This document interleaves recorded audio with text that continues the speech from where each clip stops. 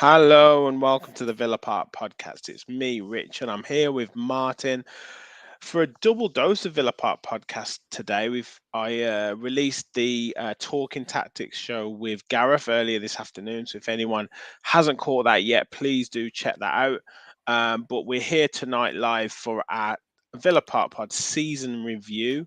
Also look at our kind of players of the season. See if we agree with Villa and their choices, and also some of our members chose theirs. But we're also going to take a look at our predictions, Martin, at the start of the season and see how many of those have come true. And yeah, judging by the little teaser I sent out earlier on today to the group, It's I not don't think looking good. many of them. It's It's not not looking looking good. good. It's not looking No, good. no. Um, First of all, Martin, how are you doing? Has it sunk in yet in terms of the European football on the horizon for Villa? Let me just tell you something. Get your passports and get your sunglasses because we're going on a European tour, baby. Woo-hoo.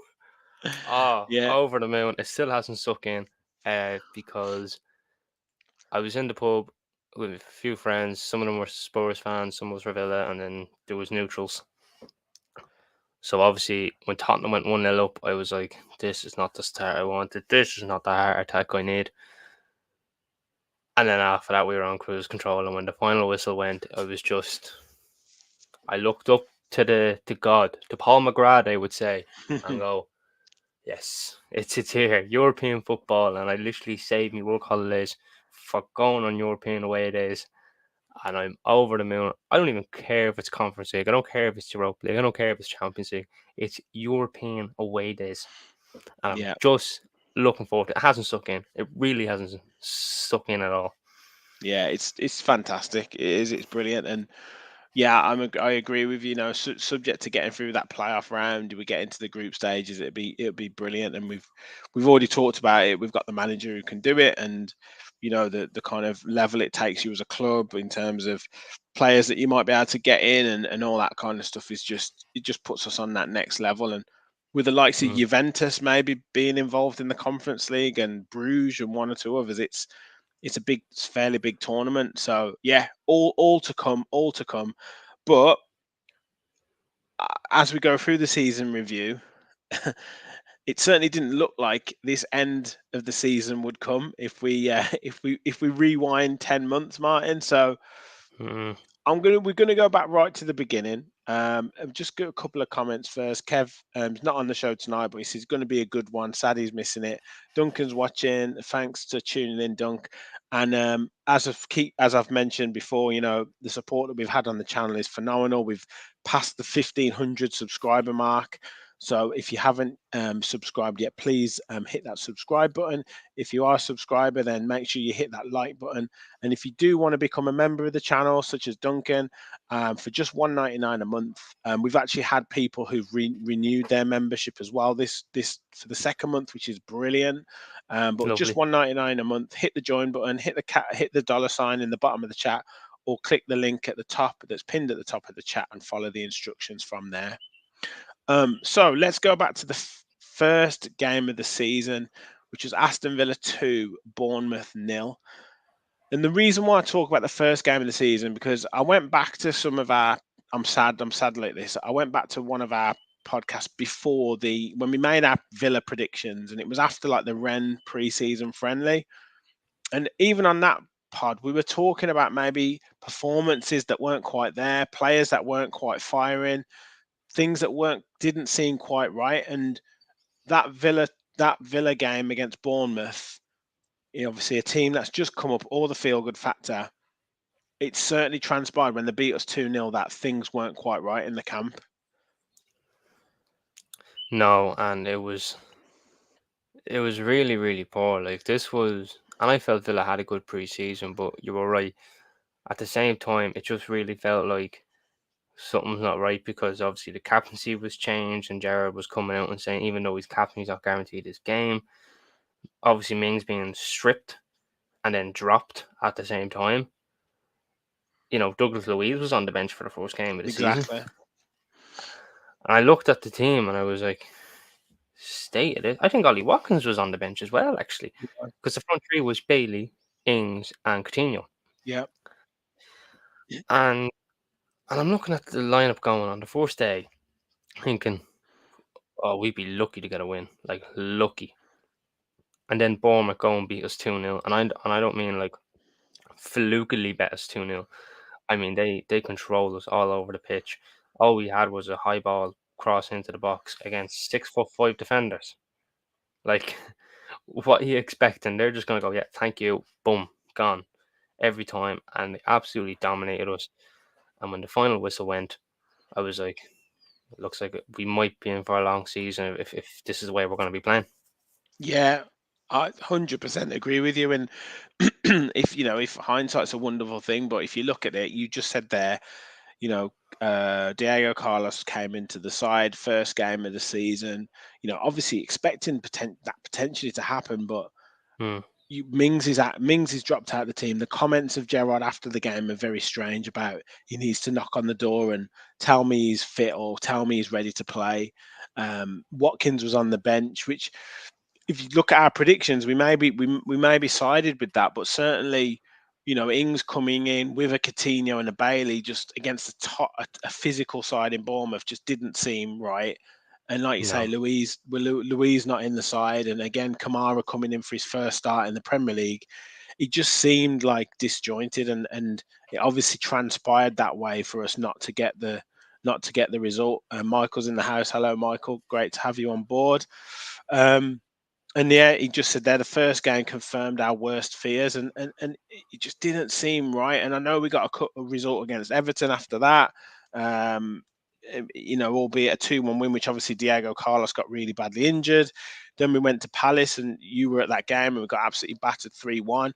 But the Yeah. the next key kind of part of that season, and it really summed up Gerard was, even though we got a couple of okay results, it was going into sort of mid-September. We beat Southampton 1-0. We drew 0-0 with Leeds where they had 10 men. We only drew 1-1 with Nottingham Forest.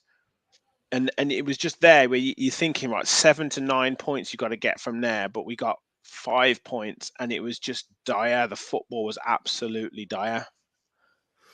Yeah, it was just really horrible. Like when we got 2 or 3 wins, and it was like, I don't feel like we played well. Like I thought we were horrendous. Even when we won, I was like, okay, 3 points on the board, but I don't feel good about it. Mm, Like it's not as if we played like good football or anything. It was just probably on the day the other team was off, and we just got lucky in getting the win. The only good performance I could really say under Gerrard was the one against Man City when we drew 1-0. yeah, and that I was a backs feel against the wall, shot to that, nothing. yeah, What are you expecting? literally, it was just direct football, and I felt had Gerrard probably stuck with that direct football, backs against the wall sort of thing, he might have picked up a little more time. But that's football. What's if, buts, and maybes. But for some reason, under Gerrard, when our backs were against the wall, we played better. But when they weren't, we were horrible, Mm, yeah, and yeah, it just wasn't really pleasing to watch. yeah, absolutely, absolutely. And another key moment of the season, for obvious reasons, was Thursday, the 20th of October, 2022. Fulham Hmm. 3, Aston Villa nil, and unfortunately for Steven Gerrard, and I would say the lowest point for Villa fans of this season was that game, and it was a one where the owners were at and they acted very very swiftly. Mm, that's right, because they were around for 2 weeks or something. I think they had. I don't know what it was, why they were around for 2 weeks, but they were around for 2 weeks. Can't remember. It was that long ago. Uh, but when they seen that performance, and Gerrard just wasn't proactive in any way, shape, or form, and like Cyrus obviously left upstairs raging, and then Purslow was like following him like a little dog on a leash. Off he went, and then all of a sudden, apparently, he got a text saying, "Yes, sacked. Get on the bus, and when you get off it, fuck off. Basically, that's probably the stuff that was being said. Imagine being on that bus, knowing your manager's sacked. I'd say that Yeah, I know. travel back was quiet. I say there was not a word said. oh, Could mate, you like could could you put guarantee it. yourself I in that don't even know situation? if he. Yeah, I don't. It would have been so awkward, so awkward. But yeah, I mean that game just culminated, and lots of people saying, the Gerrard era seems so long ago. As Duncan says, Mm. John says your predictions can't be as bad as Slippy McBluffer's judgment. He was abysmal. I can't believe a Prem team will touch Gerrard Lampard again, says Duncan. I wouldn't be so sure about Gerrard. Maybe Lampard. I've never seen so many fans so angry that night. Yeah, and really random reviews is in the house. Yeah, Evening, the mate. Twitter was Great to have you on board. blowing up. It was just the manner. I mean, obviously we historically don't do very well at Fulham, but just the manner of the performance. I think everything that we did was just so bad. It became like a damage limitation for Gerrard, where he didn't want to lose any games, and the players were just like playing so far within themselves that they were just scared to even get on the ball, and it almost became Yeah. embarrassing. And I don't want to see any manager going out like that in terms of players, fans being like directly, abusive and all that. And you don't want to see someone sacked or getting on the team Mm. bus. But I think the owner had it in his head that this can't go on. I'm taking control of this situation, and we're going to get the right man in. And Yeah. it will transpire. It will transpire that happens, and there's always a risk with these things. But even before that, I did want to pick this out because Thursday that game.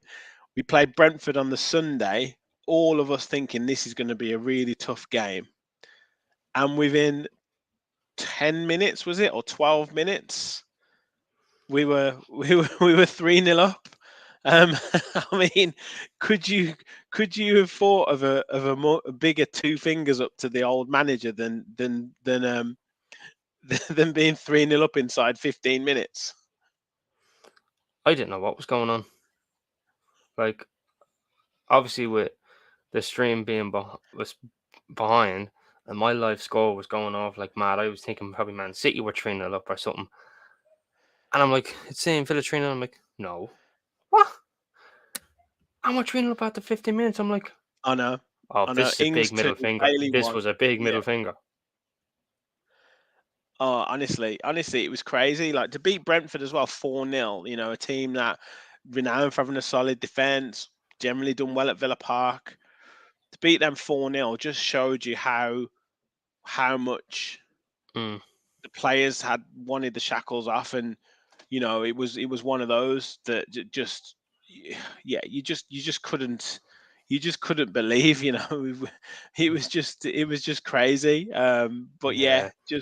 just sum the whole thing up, to be honest, the whole debacle of, Mm. of Gerard and the way that the players were treated, or perceived to have been treated. And we went from this, in Hmm. terms of Gerard, to this. And I know we lost heavily to Newcastle officially before we came in, but I think, again, looking at his first game, Emery's first game that he came in, he obviously came in on 1st of November, which is a massive date in the club now. But then he had the game against Man United on Sunday, the 6th of November, and a record that where we've been terrible against United previously, at home.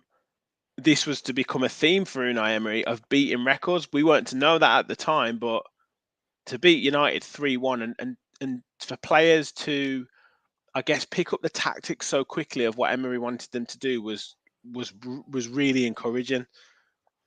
Yeah, and just before I go on to the Man United and the Emery era, I just wanted to bring up another significant part of the season, which you may not think is that big, but even for everyone just watching, that Rich, Kev, and another Rich were caught on telly for the Forest game, where it was 1-1, Oh and you could just yes, see yes, Kevin giving Rich, this lad right here, the death stare, and this is Rich's face, yeah. I think we. blank. And I had a feeling, Rich, I had a feeling that you knew Kevin was giving you a dead stare and you didn't even want to look at him. And literally, our WhatsApp was going mad, and I was like, Kev, you still want Gerard in? And you, yep, you knew, and it was just brilliant. Yeah, yeah. I But think we knew. I think we knew the writing was on the wall. That before we go into just that Man United game, I think you've touched a yeah, really good point there, mate. So Michael said Gerrard lacked the respect for Villa. He really thought he was bigger than the club, and he just couldn't stop going to Liverpool to watch them. and just on Rub, that as well, just before you go on to Michael's point, that it wasn't. Sorry, can you get Michael's comment up again? yeah, sorry, mate. Yeah. Uh, so yeah, he really thought he was bigger than the club, and it wasn't just him. It was also Sky Sports. They were also going, "Oh, Stephen Gerrard Villa, Stephen Gerrard of Villa." Yeah, It wasn't like Villa. It was Gerrard's Villa, and people defending Gerrard and blah blah blah blah, and it was pinpointing at Villa. So I was just glad to see the back from, and we had Villa back. So yeah, yeah. And to be fair, George always did point that out. he He did. did always say that he was worried that it would become the Steven Gerrard show, and I think the difference. I will come to other comments in a second, but I think just on Michael's point there, the difference is with saying Emery to a Gerrard is Gerrard was clearly seeing Villa as a stepping stone to his potential Liverpool job. move to Liverpool. Yeah, which look is a risk that you're taking. If he does well within the 2-3 years that he's at Villa, fair enough. Obviously, it didn't work out. So that's the risk that you run with managers like that. Whereas an Emery's coming in, he's almost got a point to prove. He's been in the management game long enough. He's going to Mm, take his time to make decisions in terms of what club he goes to because he's going to make sure it's the right one for him. So therefore, we've got a manager who kind of respects the club and the situations that he's in. Whether he gets taken by another club or whatever that is what it is. But it's not because he's looking to for Villa as being a stepping stone to get to another club. He's coming to Villa to kind of do a specific job and win specific competitions and obviously if it works well, it's going to be a long term process, and that's the difference for me. Um, but Rub says Gerard had been pathetic for so long. Don't forget the press conference in which he was throwing the players under the bus. My defenders this, my strikers that. He was completely out of his depth and mm. man management skills below zero. Um, Yeah, and on that one as Michael well. said he believed he stayed. He would have taken us down the Everton route. Mhm. John says we're a team that does the double over multiple teams now. Yeah, absolutely. Um, and Rub thinks the Southampton route rather as well.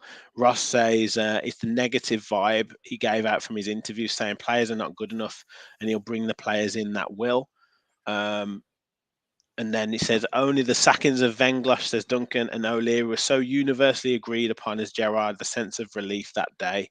Hmm. Um, yeah, so yeah, I'll star a couple more points in a second. But yeah, anything else to add to that in terms of the comments or the general vibe around Gerard before we move on? Yeah, just the one on Rub P where he said man management skills below zero. And I 100% agree with it because Gerard, as a player, had this bubble. And I've always said it. He had this little bubble. He has to be the best in the world in what he does. And no one was allowed into that bubble. And I feel like he brought that into his managerial game. If you didn't live up to the standards or anything like that, you were getting slated and you were being picked out and you're being thrown under the bus. Probably the same as a player. And as a manager, you can't do that. You have to bring people in to help to expand your horizons of football, and that even though someone didn't do something up to your standard, the game is different to what it was when he was playing to as it is now. So the man management skills below zero is 100% correct. He just does not have it. He just doesn't have it. Mhm. Yeah, yeah. Well, look, he's got time on his side in terms of managerial skills to build on. Yeah. Maybe he will get it, but and in some ways, we have to thank him that he didn't win a couple more of those games in that time period because we Mm, wouldn't have had the we wouldn't have had the change that we've got now. It might have happened later on in the season, and Emery might have been picked up by another team. So we kind of have to thank him in a weird way, but you wanted to come onto that Man United game, and as I say, it was a sign of things to come with records being broken or poor records, should I say, being broken at Villa and under Emery. yeah. The wizardry school of Unai Emery here to break all the curses. and the first one being Man United. Now, this was a game everyone said they would love a point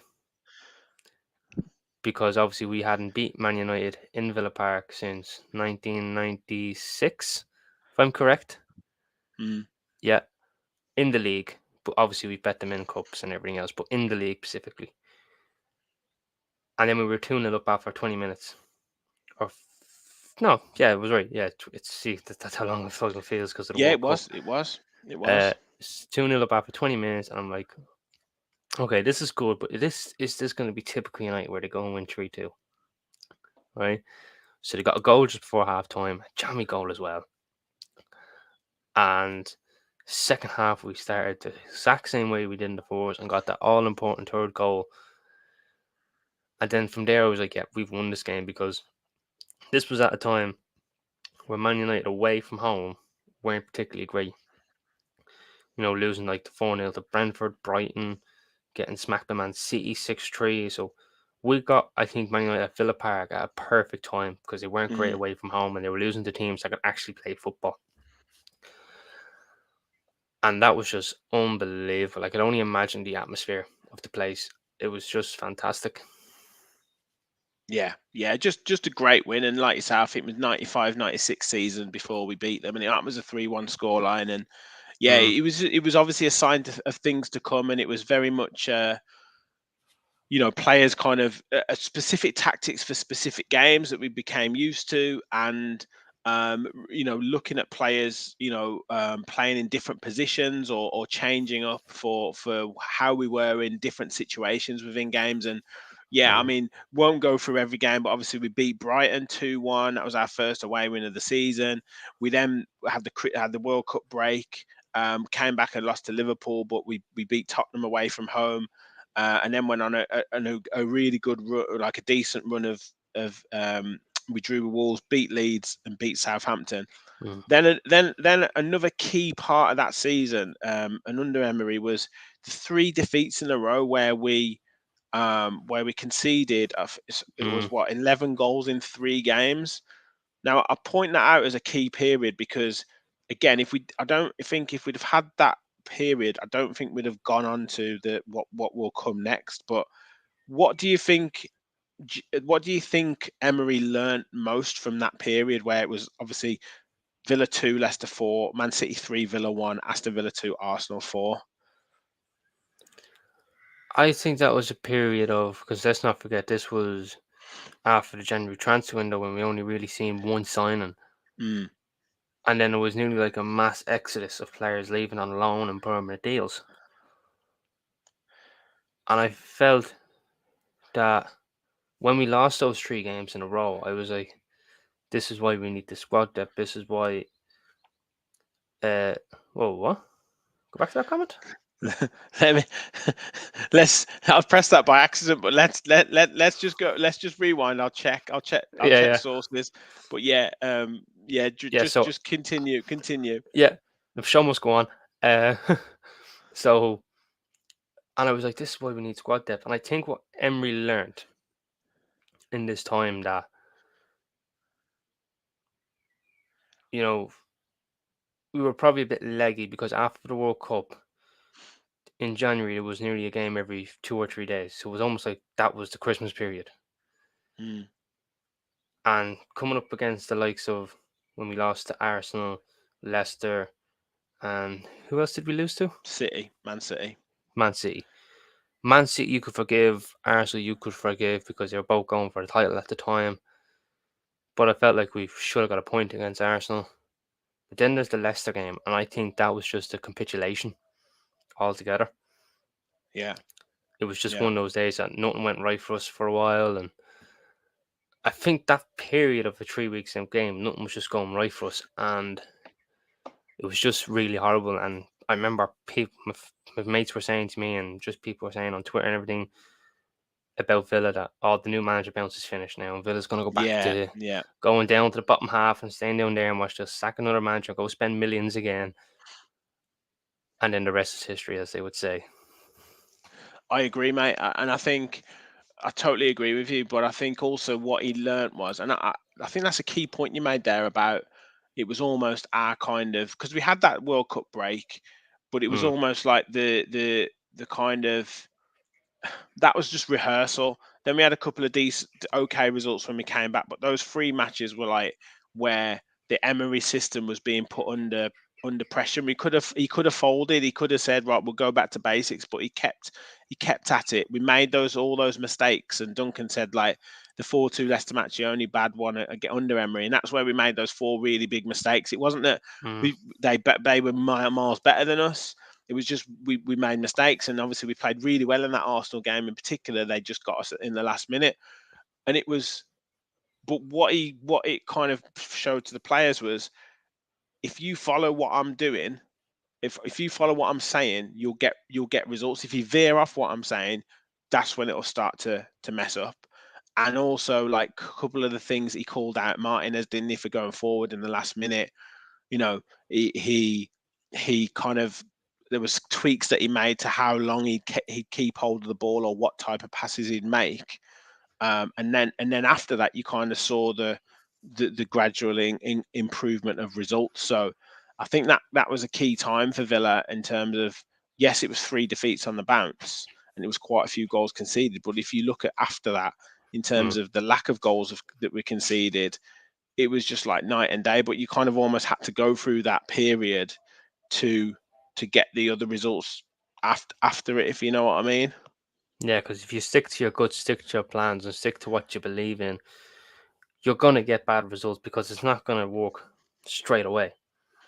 Like it takes time. It takes process. It's like I'm an apprentice electrician, and if I'm given a job, I'm not finishing it straight away. It takes time. It takes a process. It's a project.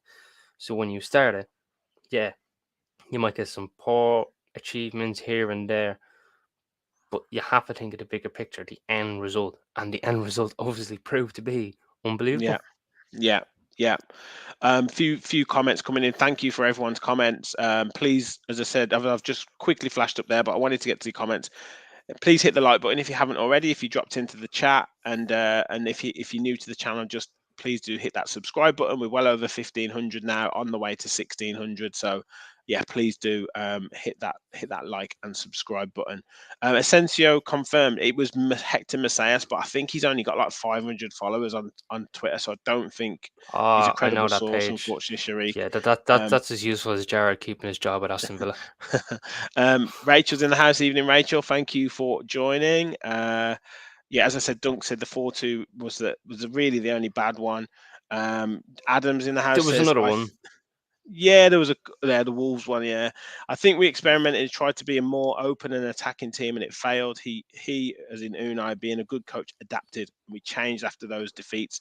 So much better defensively after that. Yeah, totally agree. 100% on the ball. Um, John says Emery's new manager bounce will last years. There he's going, Ross yeah. says we were leading against Leicester and Manu. I think that was might be in the cup. Yeah, that was in the cup. Weston's in the house. Hello, mate. Didn't we actually play well against Leicester, but missed loads of chances and they scored all their attempts on target? Yeah, Yes, and that it was was such an four open bad game too. mistakes by us. Yeah, yeah, four bad mistakes by us. So yeah, it was one of those games. But like I say, I think we needed to go through that to kind of get out the other end. And then, I mean, what a run it was kind of after that period, Martin. I know we talked sort of backstage before the show about it, and obviously 2-0 win at Everton, 1-0 win against home against Palace, a 1-1 draw against West Ham, a 3-0 win against Bournemouth, um, a 2-1 2-0 win against away at Leeds. Chelsea, 2-1 win away at Leicester, a 2-0 win at home at Forest, a 3-0 victory at home to Newcastle, a 1-1 draw against Brentford, and a 1-0 victory against Fulham. I mean, if that isn't Champions League form, I don't know what is. That that just picture that period there. Villa win, win, win, win, win. It's a wet dream. it's just it was unbelievable. I every time I was going into work, college, football training, smiling me face, and everyone was going, Villa won again, Villa won again, Villa won again. Like it was Uh, just unbelievable. Do you know what the most frustrating part of that time period was, though? But How long we stayed in 11th position for? now that was an eternity. Now, when I was at the Bournemouth game and we won 3-0 and we were top half for as good as about 20 minutes, I was like, top half, top half.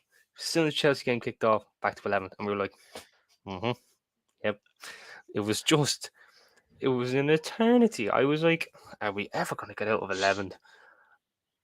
And then I think if, in my, actually, no, I won't get into that because that's a different type of question I know you're going to ask me later on. But being stuck in 11 for ages, I was like, it's just not going to be our season then if we're Yeah, just going to be stuck here and the teams above us just keep winning and winning. It was just going to be so frustrating, like playing so well and not getting your due awards. And that would have been like, that's just typical football.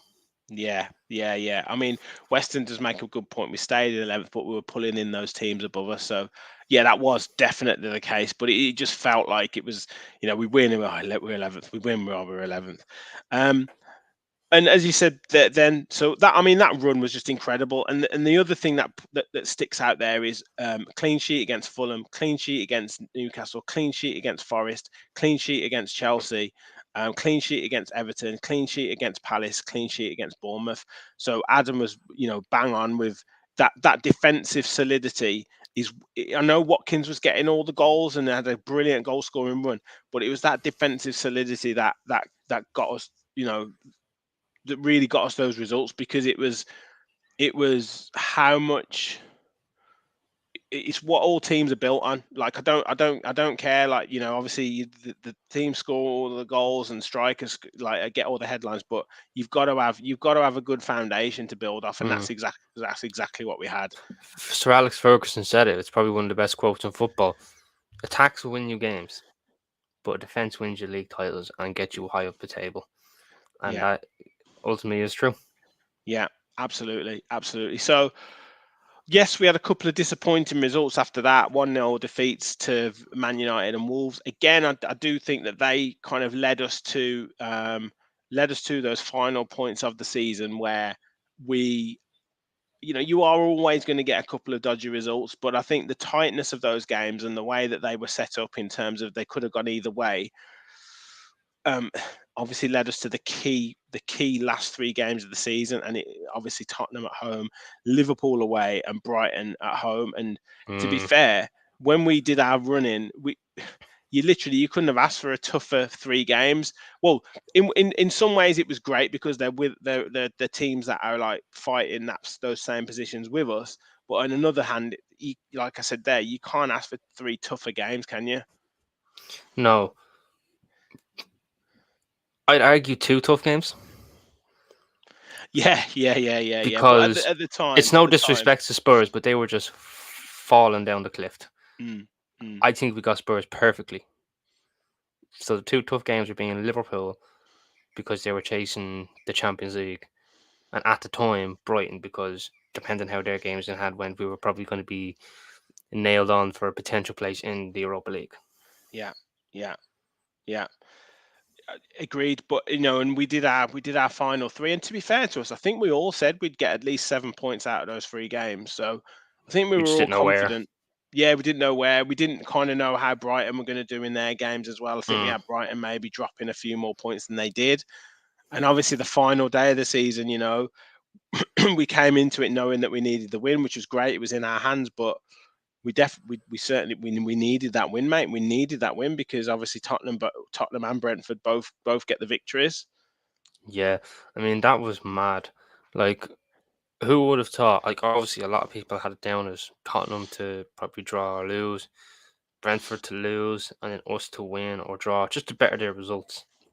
And the fact that all three won, I'm like, thank God Villa won because otherwise you're all of a sudden then in ninth, finishing ninth in the league.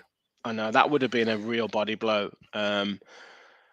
But watching the game, I know we both weren't at the game, but watching it on TV and kind of watching the highlights again, I know it was really tense and everything like that. But I think Mm, that second half, I do think it was fairly comfortable in the end. I think we did our hard work in the first half, a third goal would have absolutely put the icing on the Place. cake. But Oh yeah. I don't think it was too kind of difficult to. I don't think the win was. I know Brighton had a fair bit of possession, but I don't think they made it too difficult for us right at the end. No, the first half obviously Brighton gave it a good go. Yes. Uh, but we were good. We got 2 goals basically on the counter from Douglas Luiz and then Ollie Watkins, and Jacob Ramsey getting 2 assists, which was fantastic. And then Brighton got one back, and I'm like, oh no, please, no, no, not like this, not like this. And I think the most pivotal point of that game was the save Martinez made. Yeah. And Sam said it, and in fairness, he's right. That looks familiar. You know, it's ultimately a carbon copy of his World Cup final save. Like, obviously not a volley, but positioning wise, where the ball hit him, it's nearly carbon on copy. It's like, mate, you can copy and paste my homework, but just change it around a little bit.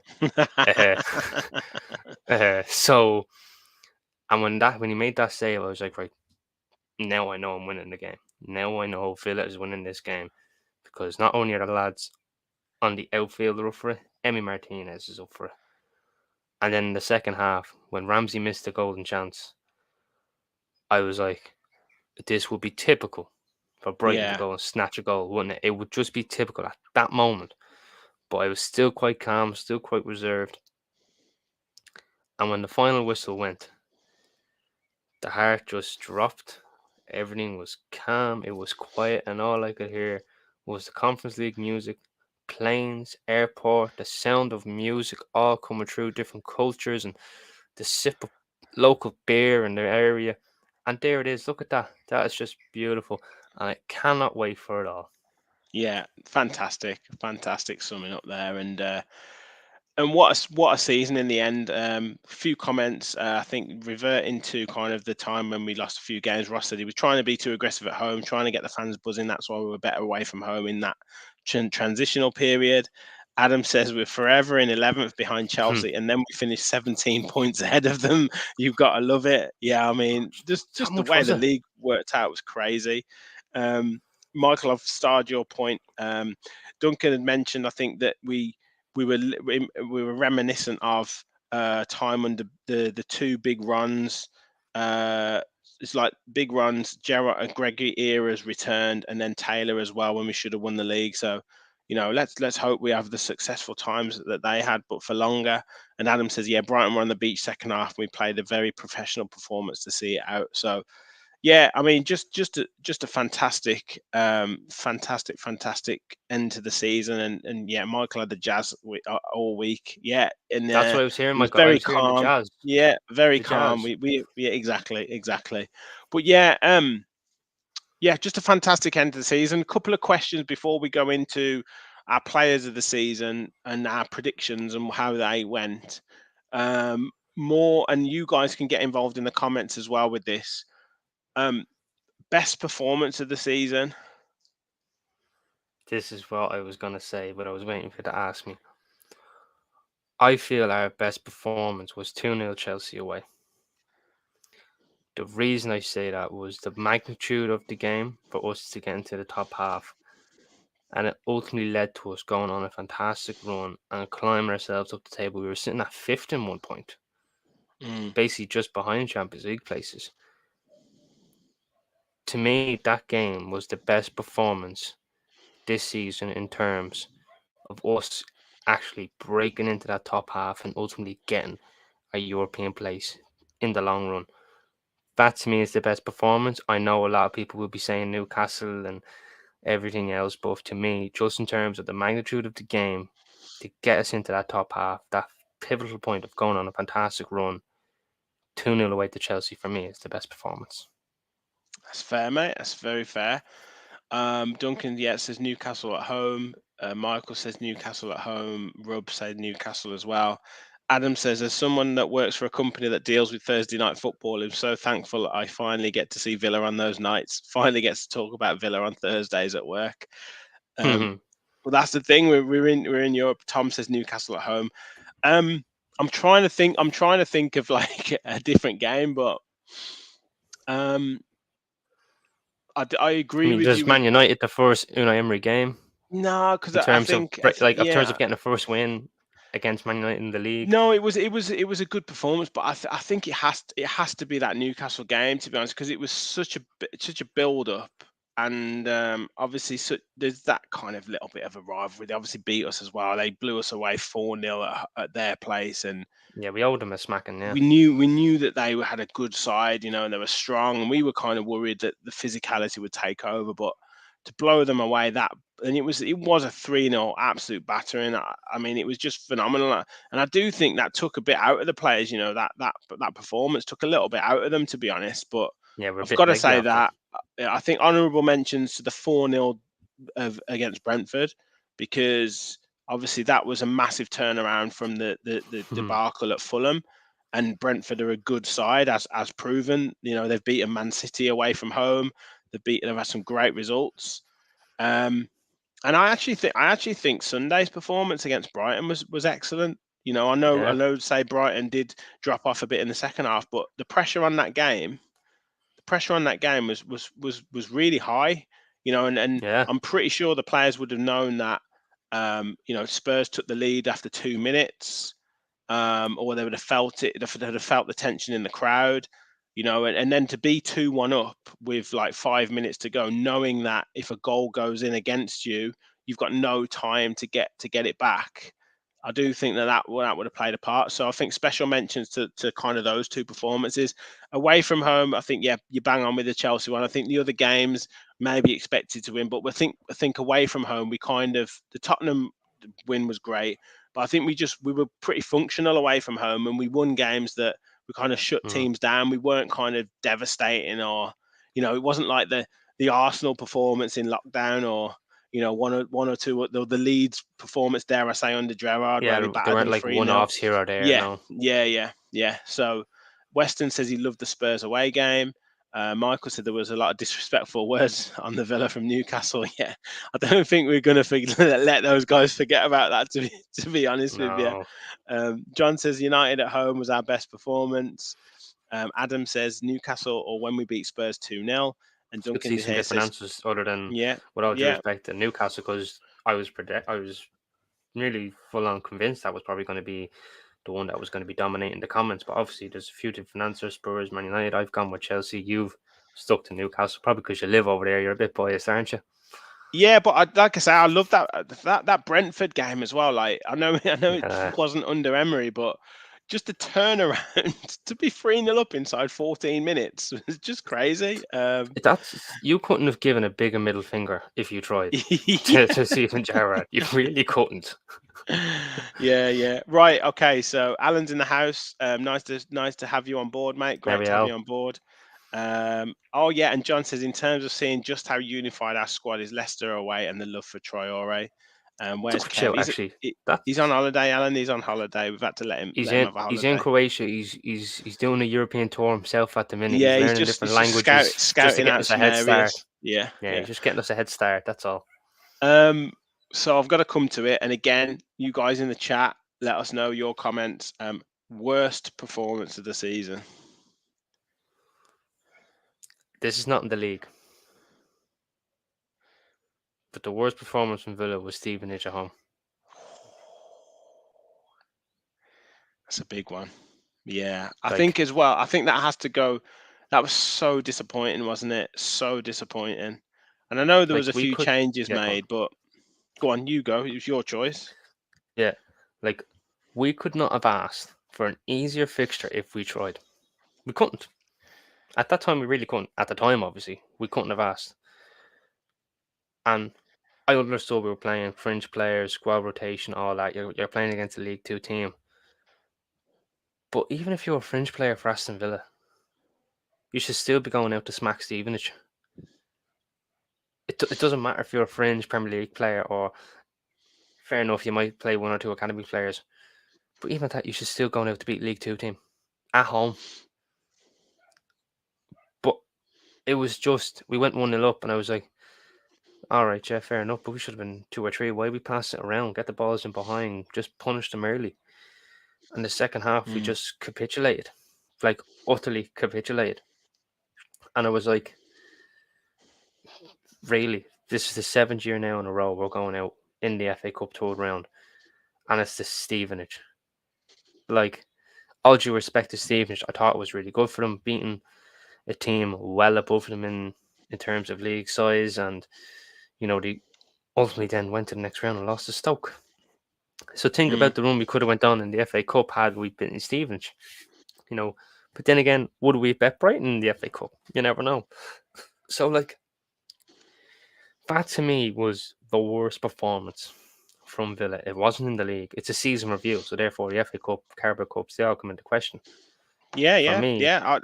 yeah, I think I think you're getting a lot of agreement in the chat. I'm gonna say the writing was on the wall. You see, for me, and yeah, I I, think I I know think where you're going. I think Bournemouth too. Villa nil has to come into question there. I know Fulham Oh, okay. away I was thought you were going to say Fulham. terrible. That's what I Well, thought you were yeah, going to say. Fulham was terrible, terrible.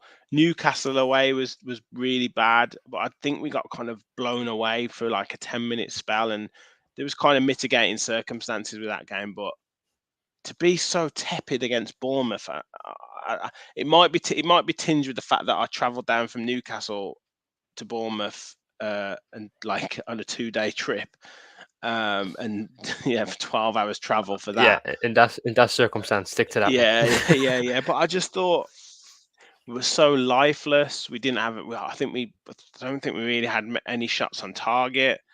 What And you was the could atmosphere see in the away end like at that time? just it was pretty poor, to be honest. It was a really hot day, I remember, and it was just poor. Like the game was just felt like a bit of a preseason game, and just think the writing was on the wall. Bournemouth newly promoted. You think go to that away game and get them beat and get set up for the season, but it was just so lifeless. So Mm. that's up there. I think definitely Fulham away.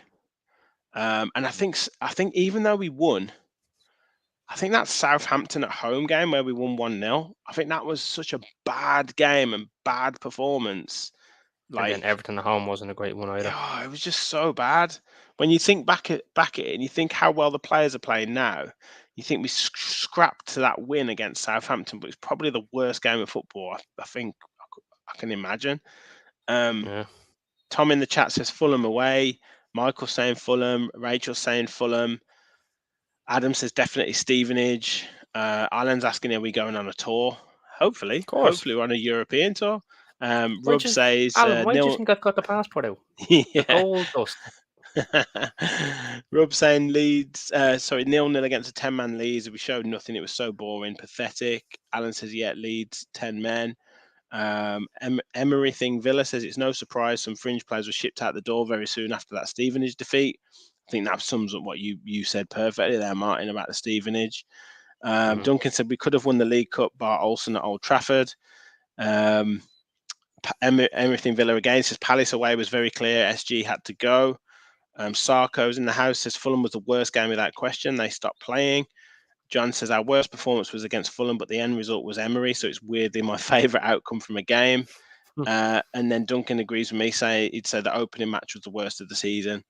Um, yeah, yeah. So Various various answers. points there. I guess just before we go on to like the prediction, how well our predictions went and our awards for kind of players of the season. Any final thoughts on this season, mate? Any kind of other key moments that we haven't picked up on, or anything else that you wanted to mention, or have we covered everything? I think we've covered enough, but I think there's one thing I want to mention, and I think this is my second favorite thing: an Aston Villa player winning a World Cup.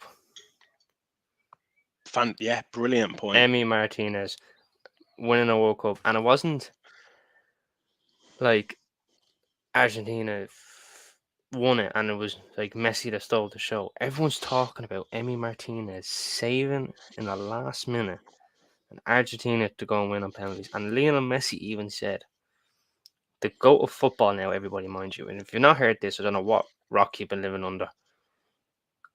Lionel Messi won the World Cup because of Emi Martinez. He said that himself. I won this World Cup because of Emi Martinez. and he plays for Aston Villa. And that was just unbelievable. An Aston Villa player won the World Cup with his nation, and us as Villa fans were so proud of him. The club was proud of him when he went back. It took him a while to get back. Admittedly, he was, he was on the beer obviously for a good Yeah, while, he was. Yeah, but when he came back, gold medals, standing ovations everywhere, Villa Park, and it's my second favorite thing in the season. Unbelievable. yeah. Brilliant point to raise, mate. Brilliant point to raise. So we'll get into our season predictions, our start of the season predictions, and then we'll go into our kind of who we now give our player of the season awards Right, to. that's it, folks. End of pod. This year's predictions aren't going to be looking good.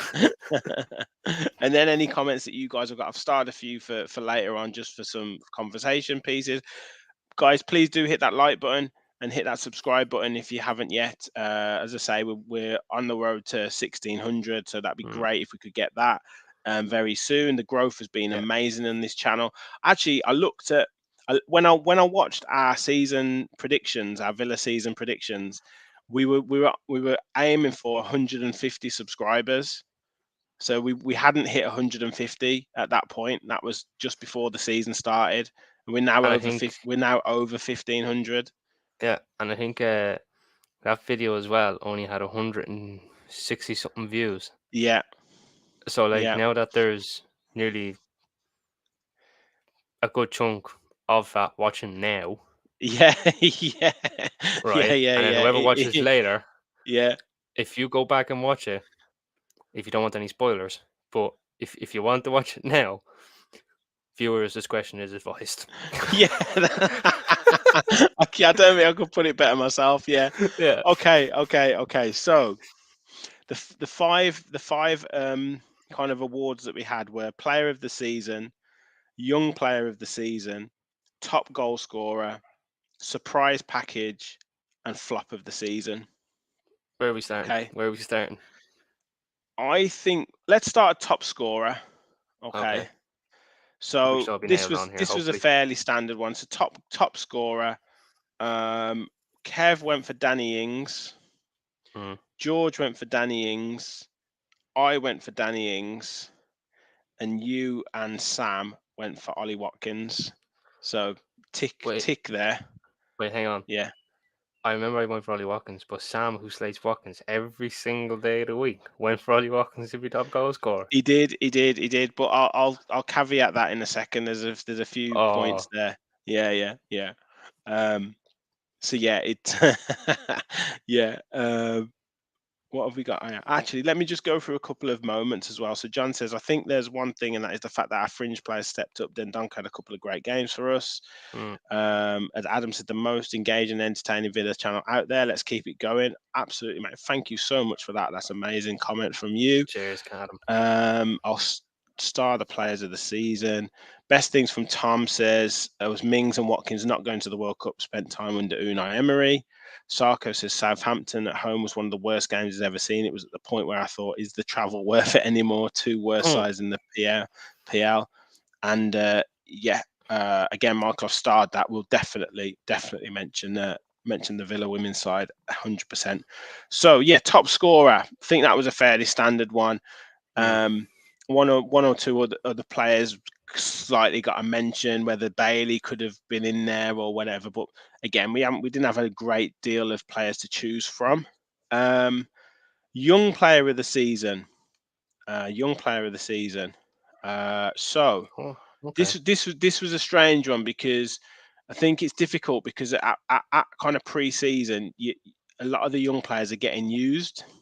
So it's one of those where you kind of your judgment is a little bit clouded because they're being used in preseason games. So Yeah, I will give us a little bit of leeway in this leeway one. here. Yeah. So me, Kev, and George went for Tim Irigbonham, Oh, good and shouts. you and Sam went for Cameron Archer for young players of the season. Why do I feel like me and Sam have had a bit of a union in all this? I think you might have done. I think you might have Hmm. done. So yeah, so young player of the season, obviously, wasn't them. But I think I mentioned that let's not forget Jacob Ramsey, but he will come into it in a second. So yeah, so surprise package comes next. Now this is again is quite slightly subjective, but I'll say I'll say Who have I got? probably Kev was probably the closest here. So Sam went for Luca Dean. All right. Martin, you went for Leon Bailey. Oh Jesus, Uh, yeah, okay. George went for Leon Bailey. I went for Callum Chambers. That's where you went with. Yeah, surprise package of the season. And Kev went for What? Tyrone Mings. Now I would probably say out of those, Tyrone Mings was probably the best bet because we obviously thought Carlos Mm, would be the main man. It would be between, Mings was getting the captaincy taken off him. And yeah, it was probably Mings would have been that. Chambers was me because he was playing all through preseason. I thought, well, he'll get the shirt and he'll continue to play, but obviously that didn't transpire. yeah. Pre-Emery, Kevin's show probably would have been well off. But Yeah, since Emery's come in, the show has been justified. yeah, yeah.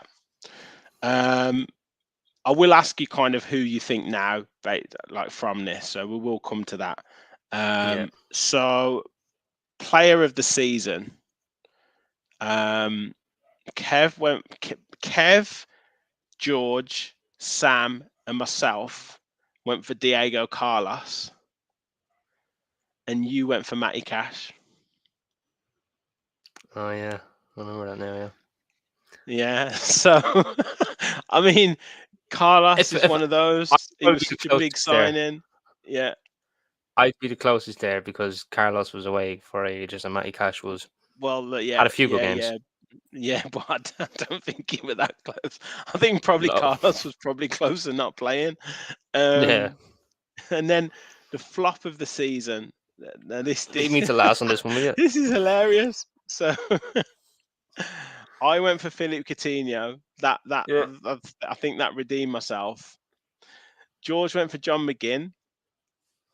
Uh, Kev went for Ollie Watkins. You Oh went for Jesus. Jacob Ramsey, and Sam went for Mm. Douglas Luiz. Now, considering all those four players are in with a shout of player of the season, I don't think we could have got any more wrong, to be honest.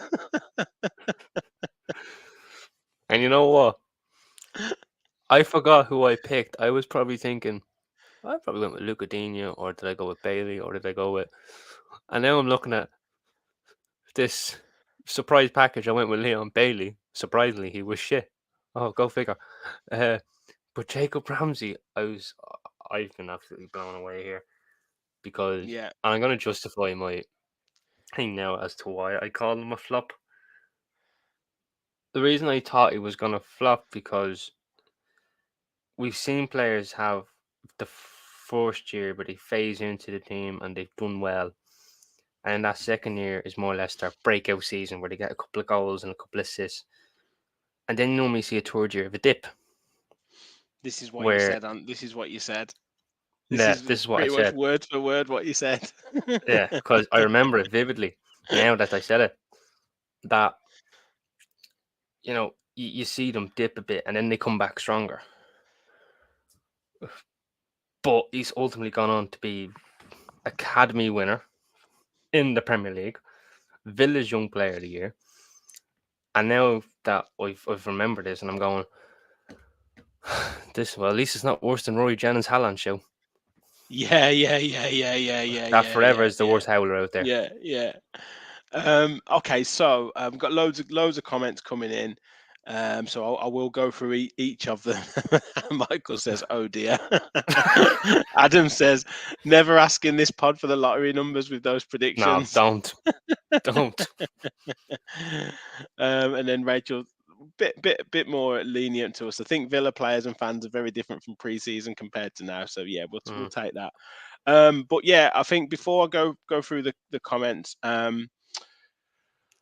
you'll get your choice. So obviously top scorer, we know who the top scorer is. Ollie Watkins is fantastic, 15 Premier League goals, 16 goals Yeah. in all competitions. So great run there.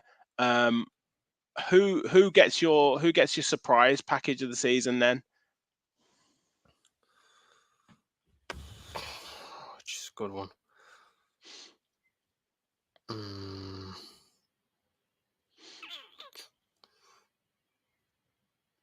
John McGinn. Yeah, not a bad shout.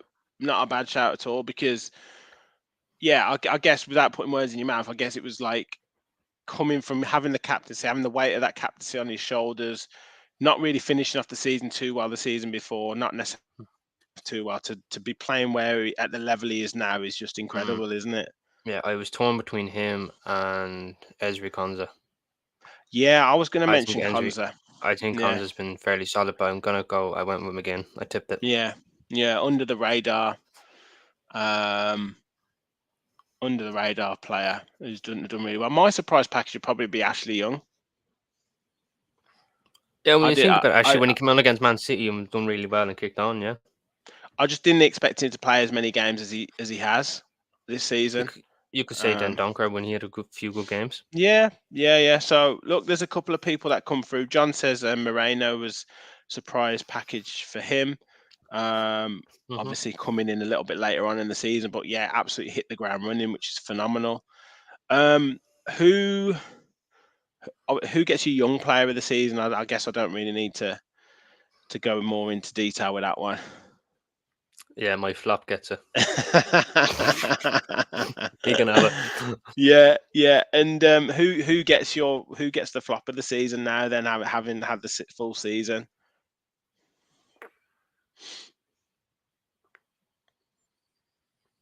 Who gets the Augustin? Augustinson, yeah, I mean he, I don't know. I guess I don't know what we expected from him coming throughout the season. To be honest, like coming in the side, Hmm. I think you probably say, well, I mean Duncan's gone for Coutinho. Adam I agrees. I wouldn't have gone Coutinho. with Coutinho because he's last season. Yeah, but I don't know. I think that the hopes were high with him, and he obviously Yeah, true. started games under Gerrard. He started to play well under Emery, but then obviously his injuries he's meant that he's not played. I would go Coutinho, and I'd maybe go like, well, it's difficult, isn't it? Because I'd say Robin Olsen, but he's not expected to play many games, is he? So it's a No, it's a he's a difficult second one. choice keeper. Is not Yeah, expected to play a lot of yeah, games, so yeah, I think he probably would get a lot of mentions for flop because Emery obviously had. Sorry, not Emery. Martinez obviously had the World Cup and then an injury for a little bit, so like it would seem he would get flop. yeah. Sarko says Coutinho has to be the flop. Huge expectation and fanfare, massive wages, and his body quite simply cannot handle the level of football required. Uh, I swear Alan's Kevin, I don't know. Lol, they do better if you hit the subscribe button, much better over a season. Yeah, Hmm. yeah, definitely. I totally agree with you, Alan. Rub says Coutinho or Olsen. Surprise package Moreno. Adam says Young is the surprise package. Rub agrees with Kev that the surprise package is Mings. Moreno. Conta says Michael. Turned into a major part of the squad and turned around did Ashley Young. Um, yeah, Young as well as a surprise. I agree. Alan says Conta is a good shout. Michael. Yeah. Sarko says surprise package Watkins. Who would have thought after one goal in his first 13 he would finish on 15 goals? Good Agreed. show. Yeah, good shout. JJ, young player from Alan and Rub. Yeah, again, Adam says Coutinho, he's offered nothing this year and for big money. Alan says Cash has been the flop of the season. No, I wouldn't have This, put him this, down as a flop. yeah, he always gives his all. Whether he's good enough, I think Adam's made a point before about Cash. Whether he's good enough is another point, but You have to you, remember you never question. Yeah, he was coming back from the World Cup, so he had to get time to use the Emery system, and then he was injured. yeah, He yeah. probably wasn't great with Gerrard, I'll agree, but I don't think he's got the proper chance under Emery to shine. And He has been injured quite He's been injured, considerably. so Yeah, I couldn't put him down as a flop. yeah, he had a good game against Liverpool as well. I thought. He had two good games Yeah, against Liverpool and Brighton. yeah. Ash Young gets Young Player of the Season. I see what Uh, you did there. some might say Duran, but harsh at this stage. Yeah, I think it's a little bit harsh. Olsen was worse than Augustinson, says Rub. Sarko, it cannot be Augustinson. His expectation was low as well as his financial package and role being a second choice. Yeah, it's kind of what I said. But look, it was about our opinions. Coutinho was brought in as the star player, done out and scored 1 goal. Adam says maybe even say Cash for the flop. We look better without him, maybe. I Mm. mean, Ashley Young did come in and play well. Flop of the season, Gerard just couldn't find that bit of magic, said Emery thing, Villa. Hmm. And yeah, Duncan thinks Cash not quite good enough as a passer, not an Emery type player, and it does look like we're going to upgrade that right back area.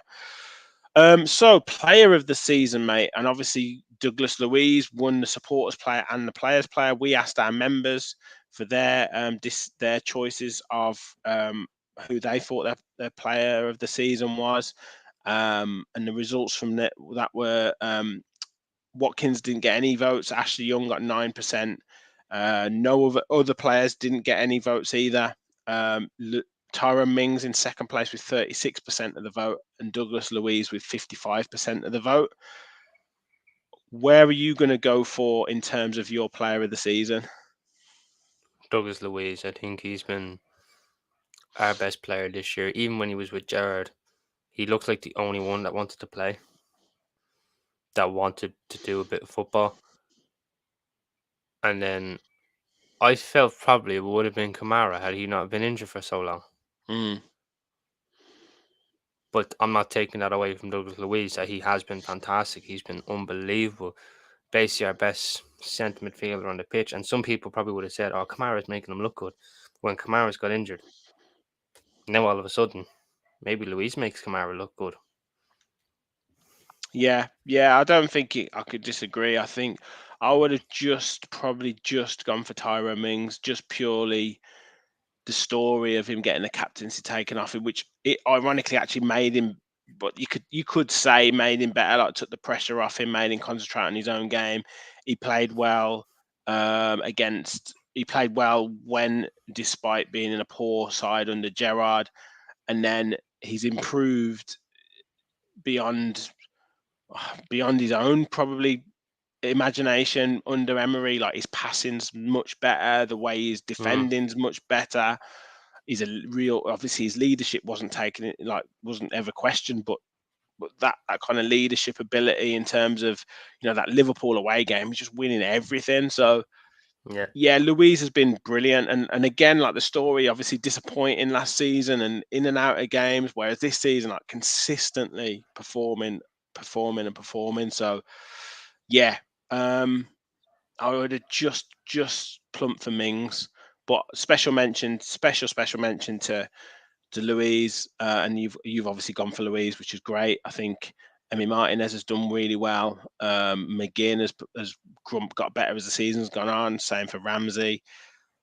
There's a Watkins, obviously with the number of goals he scored, deserves a shout as well. If you look at some of the metrics of his kind of like bringing players into the game, his mm, assists as well, his goal contributions. So look, there's been some really good performances this season. It's just I think the key thing that we need, and I don't know if you agree with me, Martin, is we need players to supplement that. We need players to complement that. So we're not relying, like we've mentioned these players like consistently, like Martinez, Mings, Louise, McGinn, Watkins, and they're the consistent players like throughout the whole thing.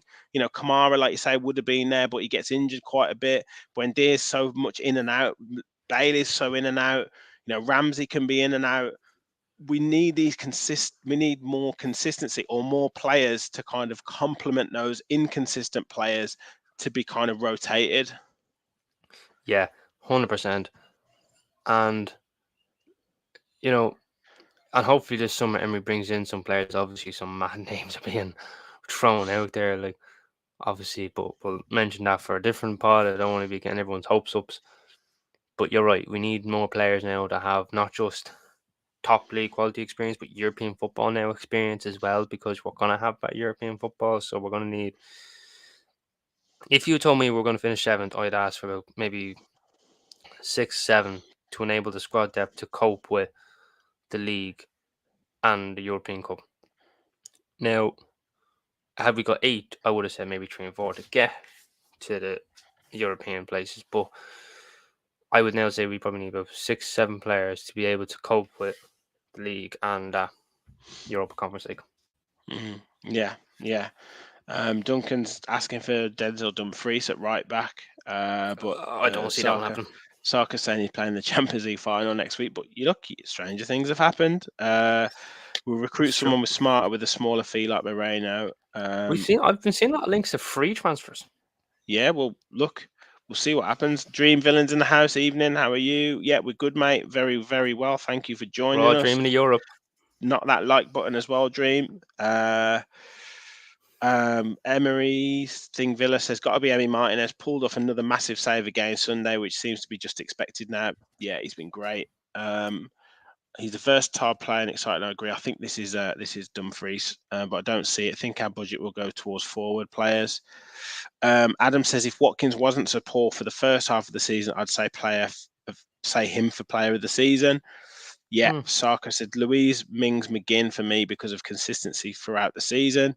I can't disagree there, mate. And Adam says if we had more consistent players up top and wide, we'd be dangerous. Defense and midfield is solid. Yeah, just that. It's either more options to kind of complement that inconsistency, or buying players that are more consistent, or making those players more consistent. But I don't think that will happen.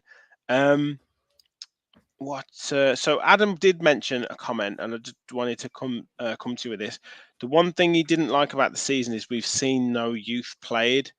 Now, would you agree with that? And would you see that kind of being remedied for next season, particularly with Europa Conference League football coming into it? Under Gerrard, I would have expected it because at Rangers he nearly had one of the oldest teams, 28, 29. I would have expected it. Under Emery, I maybe would have thought he would have given some of the younger players a chance, seeing as Villarreal's team was very young. But ultimately, he went with the experienced players because we were probably in the middle of a season, so he hasn't really got the chance to look at them. So he sent the players out on loan to get the game time, to build their confidence. But in a way, Adam is right. I am slightly annoyed we haven't seen like a time when Jack Grealish first came or when Jacob Ramsey first came. So we've not seen that. We've only, like, technically Jacob Ramsey's still the only youth player at the minute, and he's considered an senior experienced player now because of how many years he's playing with us. So it would have been nice to see Tim or Archer or Ramsey's younger brother Aaron getting a shout. I mean, the argument is that they go out and get first team football in the Championship and they get that valuable experience and come back better. It's just, and even the youth players that were put on the bench, they were just put on the bench to kind of fill a space. They weren't going to be brought on. So I do agree, but I do think it might have been partly to do with the league position. Had we been like mid-table, then you might have seen one or two of the younger ones given a run out, or more rotation, and Duran maybe would have had more games. But because every game mattered so much, I think he just wanted to keep that same side, which was understandable. What else have we got? Michael said we have to mention the women, which absolutely, now they've created they're a top 5 side, and he's gone for Rachel Daly as the player of the season for them. Would you argue with that, or would you totally agree with Rachel Daly being player of the season? Yeah. I don't think I could point to anybody. I could probably give some honorable mentions to Hannah Hampton, Kenza Daly. Yeah, I would have said Kenza Daly. That first half of the season, I think she was brilliant. I think she might have dropped off towards the end. Yeah. What's the left back's name? Was a really good signer. What's the left back's name again? Is it Macho? Pacheco. She was very good. She's excellent. Her. Yeah. Who else? Sarah Mailing is actually very solid. Right back. Yeah, she's like a bit of like an unsung really hero good, sort of type. Hansen was really good. Hansen's very good. Yeah, You yeah, know, so there's a lot of good players, and hopefully they can keep a hold of them and build on it. yeah. But yeah, top goal scorer in the league. I don't think you can. I don't think you can ask for much. But No, look, great that Carla Ward signed a new extension to a contract, which is fantastic. Obviously, made some decisions to move some players on, um, which is understandable. But hopefully, they bring some good players in. Um, Alan's asked a question that's caused a bit of chat: is how everyone in the team has improved, but Cash has not. Now, I'll get your thoughts in a second. Just want to come to the comments. Cash has been injured most of the season, says Sarko. We have to give him a chance. Rachel saying that personally, I think Cash has improved since Emery has taken over, just not as much as others. He's had lots of time out due to injury, and I think that has stunted his development. Now, I'm inclined to agree with that. I do think he has improved. I think that there's parts of his game that probably he's been asked to kind of rein in a little bit. I think he would like to get forward a little bit more, but obviously that right hand side at the moment we play a right winger, and he doesn't necessarily like the fullback to go around him because obviously Moreno or Dini are so attacking on the left hand side. So I think he's adapting a little bit, but I do think positionally he does get caught out. yeah, but I think that's going to take time from. Obviously, he's been unlucky with injuries. He had a very good World Cup, so I don't think he has not like improved. Like I would agree, he has improved. I think positionally under Emery in the last two games, he's actually been very good. I don't think I've seen him get caught out too many times, but a lot less than what he's been prone to. A bit like Mings at the start, getting caught out less than what he's prone to now. He isn't really. So I think Cash will get to that, and I think with a pre-season under his belt, we might see a new Matty Cash. Mm. Just to let you know, it's 1-1 now between Sevilla and Roma. Uh, I want Roma to win because that means then Aston Villa will be yeah, seeded in the Conference yeah, League. yeah, yeah, yeah. We'll just avoid Um, Juventus. yeah. Um, I think. Yeah, I think that probably covers. I think we're gonna do kind of transfers and what we do with the season. Aaron says Aaron's in the house. Yes, yes. Europa Conference is our next cup. I had to get that comment Yeah. in. There's one wizardry Unai Emery has done. It's made that Aaron fella happy. Yeah, yeah, yeah, yeah, yeah. Absolutely, absolutely. But yeah, I think we'll come to like transfers and what we expect, and we'll do a keep, sell, loan episode possibly early next week. We'll do that. We're going to do a Q&A, a 1,500 subs special Q&A. Hopefully, we'll get most of us on where you can ask us any questions about whatever, Villa, history, us, the pod, like transfers, anything that you want. We'll do that on the weekend. So do get involved in that show. But also, just before we do finish, John said it's a sad day. We say goodbye to Ashley Young. What a great season he had, an absolute legend. Um, and then Captain Sai says, like all the podcasters, I thought we'd keep Young on next season, but Emery knows best. So, yeah, just a sort of couple of words on Ashley Young for just to finish up, which is, um, yeah, which is, I mean, for me, he's had a phenomenal time coming back for 2 seasons.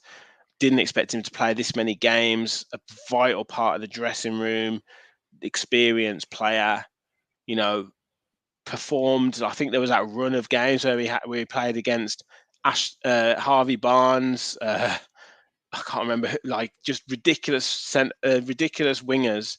Maino Salomon for Fulham. Just ridiculous wingers, and he pocketed them, and he had a great performance against Man City. Um, just a great servant, and probably one that will go down as a bit of a legend at Villa now. Yeah, this is talk about typical Gerrard to Emery moment. We're after getting like in reverse. Like we had Gerrard, we were sad. We got Emery, we're all happy. We're in Europe. Now let's flip the script. We're after getting rid of Ashley Young. Like I'm really sad over it because I love the man. Like his leadership, his experience. I think it's good for the dressing room, and I would have loved it had next season would have been his last season to be in European football as well.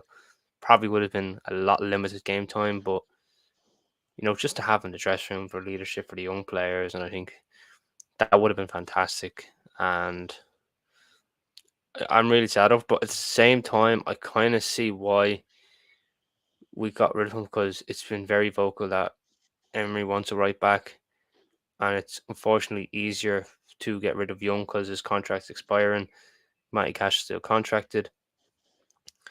And at the same time, if we want to move forward, we'd have to unfortunately let some players go. And unfortunately, Ashley Young is, or she's been the first one out the door, and it's nothing that none of us wanted to see.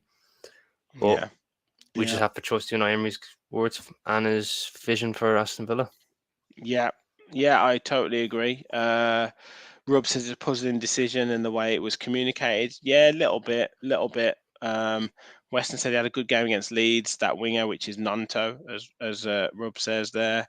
Rachel said, sad to see. I'm so sad Young isn't here next year, especially as he wanted to stay, but he may not be part of the plan or be able to be. And sad to lose Young, but also the way it went, he deserved a better end. Yeah, I mean, we don't know how it happened. And also, and Adam says we should have kept him for next season, in his opinion.